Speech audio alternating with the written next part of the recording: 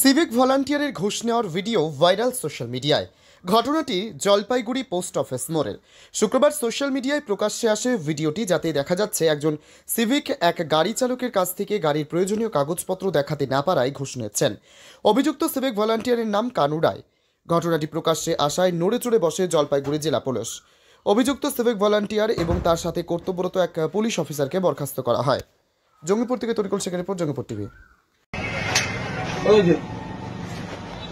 ছিল উঠানোর জন্য 100 টাকা চার্জ দিয়েছে দোকানে। বলতে হবে কথা বলছিলাম। হ্যাঁ, চার বছর না 3000 কথা হয়েছে। 3000 কথা হয়েছে। ডাক দিন নাই আমাদের 1 টাকা নেই। আর যা ছিল একদম খালি পকেটে, একদম কিচ্ছু নেই।